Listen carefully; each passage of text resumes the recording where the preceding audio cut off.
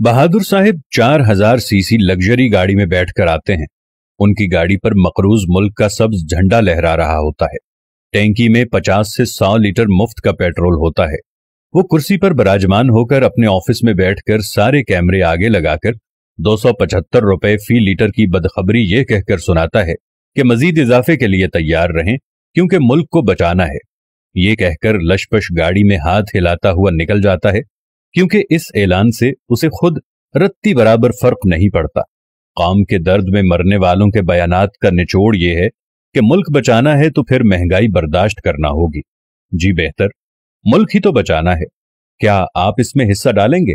जी, आप जिनको सिर्फ 300 लीटर पेट्रोल की मद में हजारों लाखों रुपए कौमी खजाने से मिलते हैं और ये पेट्रोल 19वें ग्रेड के हर अफसर से लेकर बड़ी कार और बड़ी तौंद वाले हर मुस्तहिक मेंबर पार्लियामेंट को मिलता है। इसी 90 अरब माहाना सिर्फ मुराद पर खा जाने वाले मगरमच्छ सिर्फ 1 साल के लिए क्या मुल्क बचाने में हिस्सा डाल सकते हैं? क्या अपने पैसों से हर चीज खरीद सकते हैं? नहीं, मुश्किल हो जाएगी ना।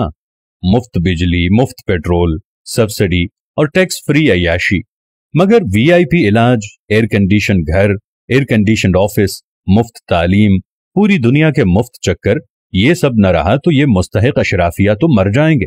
लेकिन हर बार रोते हुए कहते हैं मुल्क दिवालिया हो रहा है। इस दिवालियापन में किसी एक लीडर ने कभी अपनी मुराद वापस करने का ऐलान किया है आज तक? किसी एक बंदे ने 90 अरब रुपए की माहाना अय्याशी बंद करने का नाम लिया क्या? आप कोई सियासी हो, कोई जर्नैल हो, कोई जज हो, कोई आम अफसर हो, कभी किसी एक ने अपनी और नस्ली शहजादों की शाहाना मुराद का नोटिस लिया? नहीं ना। तो मुनाफिकों, फिर रोना किस बात का है? मुल्क के वसीतर मफाद में हमने ही सिसकना, रोना और तड़पना है, तो आपका इस वतन और तकलीफ से क्या ताल्लुक?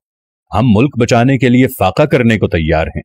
हमसे मुराद अवाम है, लेकिन इस बार अवाम चाहते हैं कि ये अशराफिया भी हिस्सा डाले।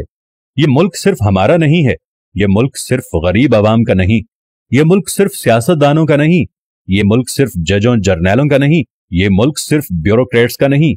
अगर ये मुल्क किसी एक का नहीं तो हिस्सा डालने के लिए हर वक्त सिर्फ गरीब ही को क्यों आजमाया जाता है?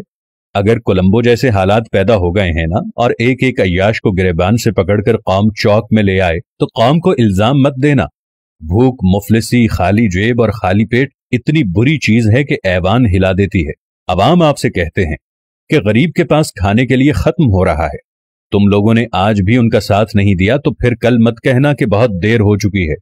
आए बिला तफरीक हम सब मिलकर जाती वाबस्तगी से हटकर मुल्क को बचाते हैं। किसी भी जमात से हटकर हम एक दूसरे के लिए सोचना शुरू करते हैं और मुल्क के बारे में सोचते हैं। मुराद में इस्लाहात से पहले वोट मत दें।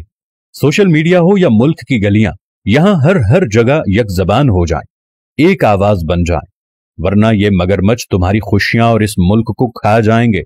आज अगर इलेक्शन होने का टाइम ऐसे नहीं आ रहा तो पूरे मुल्क के अवाम एक जबान होकर इस चीज पर मुत्तफिक हो जाएं कि तमाम अशराफिया का हर किस्म की अय्याशी, मुफ्त पेट्रोल, मुफ्त बिजली, हर चीज दुनिया के दौरे खत्म कर दिया जाए और सादा तरीके से तनख्वाह पर गुजारा किया जाए।